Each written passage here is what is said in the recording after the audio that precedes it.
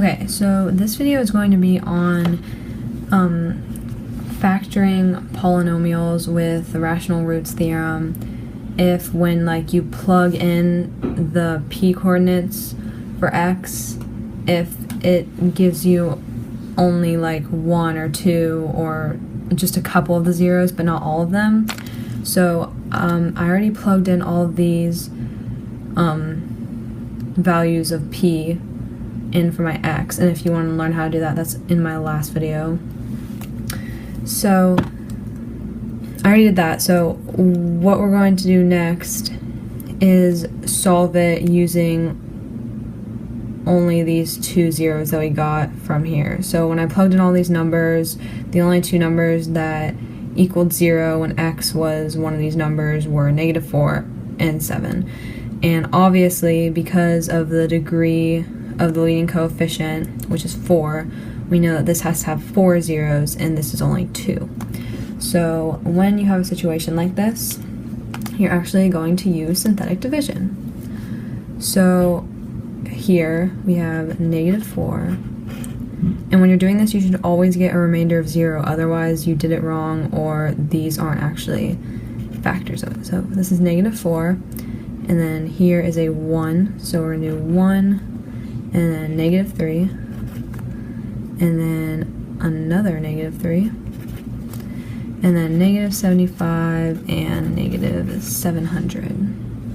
So next I'm going to do my synthetic division, and I kind of already solved it, but I'll go over how to do it with you.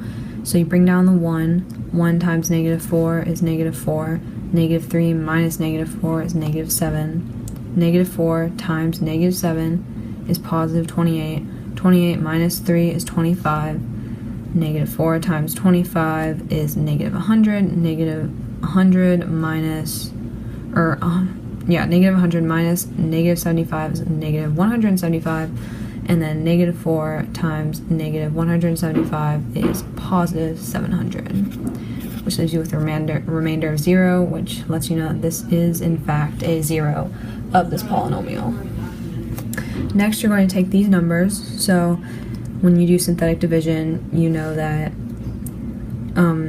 when you rewrite this, you write it down 1 degree from the original problem. So the first degree is 4 here, so then it's going to go to 3, and then minus 7x squared plus 25x minus 175. So this is your next equation. Now, to find, this can still be simplified down. So to find that, you're going to divide this equation by your second root, which is positive 7. And by the way, it doesn't matter which 0 or root you divide the equation by first. You could have done 7 first. It doesn't matter. I just chose to do -4 first.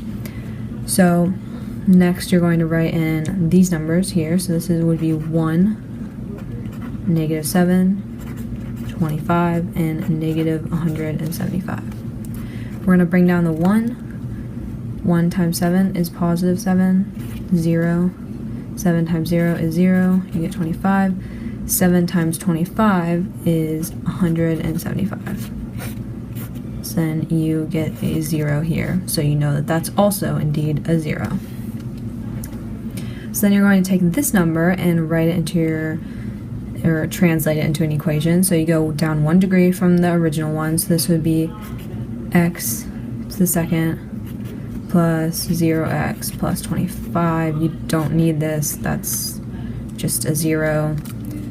So then it'd be x squared plus 25.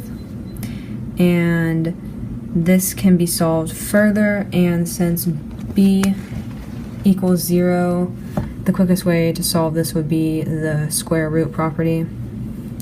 So you do this, and then you subtract 25 from both sides. And then next you're going to square each side, and then you get x equals plus or minus, because whenever you do the square root of something, you have to put plus and minus because it could be two different answers. The square root of -25, then you cannot have a negative number inside here, so you have to bring out the I, so x equals plus or minus 5i, because the square root of 25 is 5, and since it's negative, you have to bring out the I.